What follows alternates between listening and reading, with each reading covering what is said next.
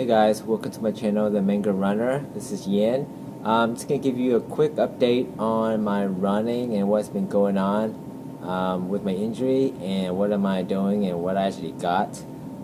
So the last few weeks I had 2 foot injuries. The first one was on my right toe, on the top of my right toe. And that happened for like 3 weeks, and that got better after I changed shoes where the top is not as tight on my right one. And now for the last 2 weeks, it's been my left foot, which is the exact same thing, but instead of the big toe, it's actually the small toe. It's on top of it. And I was looking up online trying to figure out, diagnose what it was. And I think it's called Extensor Tendonitis, which is the tendons on top of the bone. So what could cause it is either the shoe was too tight or the laces was too tight or other things that can actually press that area. And, running a long distance with it, it's going to cause it to inflame and hurt and cause the injury. So my first one, I had it, and it was when I ran the 22 miler, which I haven't done for a while. Got up to like 18 and 19, but didn't go 22 without any nutrition, and I don't know did that cause it or not. But it was the first time I ran that shoe for that distance, so that might have triggered the issue. Here's my feet. I'm going to show you. Excuse me for the bruise and the black toes. I've been getting a lot the last few years when I am training for the ultra marathon. So on my right foot, this is where it hurt, and it hurt when I did the long run, and it was every single time I did the long run with that shoe. And then when I changed the shoes and I give it rest, and get on the bike a lot, it got better, and now it doesn't hurt anymore. Giving it a few weeks of rest is what I did, and I got on the bike a lot, which doesn't, hurt it. If you're wondering why I get on the bike a lot, it's because of my 2 injuries, and the first one was the right one that caused it, and now that one's well. But when that got well, this one over here on my left side, which is right here, I don't know if you can see it or not, it's kind of red. Before it was really red when I got it the first time. I think I took a picture, so I'll see if I can find it and post it. But this one still hurts. Now, it's not bruised, it's not swelled up or anything. It just hurt when you put pressure on it when you're running.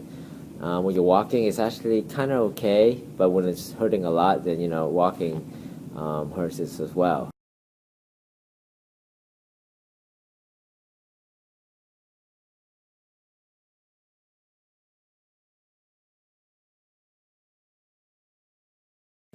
So the left one hurt a lot more than the right one. I actually took off 5 days of running last week and got on the bike most of the days. So all of my training has been cross training on the bike, at the gym, doing other things besides running, so I don't put pressure on that pinky toe where it hurts. And Friday I started running again, and I felt alright, but towards the end, the last mile or two, I kind of felt like a little pain. And then yesterday I went on a supposed to be a long run, but I was going to try out 8-9 miles first just to see how it is. And after like 5 miles, it started to feel pain, so I stopped. I got home. I went to do like 9 miles, and then today it was kind of sore. Today I got on the bike again for like 90 minutes. It doesn't put any pressure on the toe, so it doesn't hurt. And I think I'll be on there for the next few days on the bike again. So hopefully after that it will feel a lot better and recover. This is the first time that I actually had an injury for marathon training, like road marathon wise, in all of my training so far. That is this long.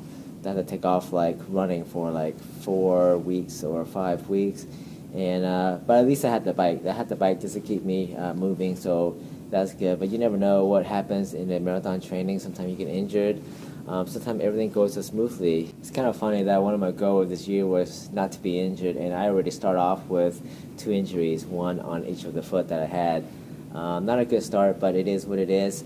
Got to see what I can do just to stay moving, keep on moving, keep my aerobic going, and when I can get on the road again, then I won't be so far behind.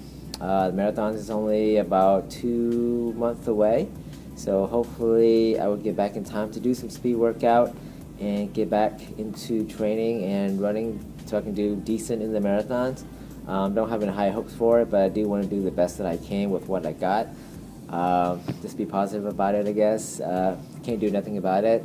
Just enjoy my time training for the Boston Marathon and really just being present and being there at the race when I get up there.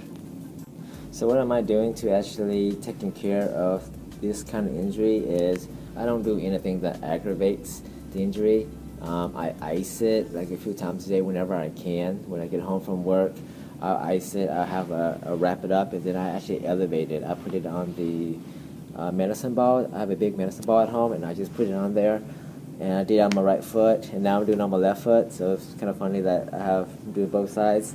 And really just rest it and don't run on it. That's what I'm doing. And hopefully in the next few days it helps it, it might take longer for it to recover, but I have to feel it day to day just to see. But for now it looks like I'm going to take like probably the next 3 or 4 days just getting on the bike and doing everything else besides running. But if I feel better earlier, then that's great, but I don't know for sure, so I can't say I will. Yeah, so that's the update for me. Not much going on except for biking and going to the gym. I'm getting a lot of reading time now since I am on the bike and I can actually read at the same time. Well, I hope your training's going well. Stay active, stay healthy and fit, and thanks for watching.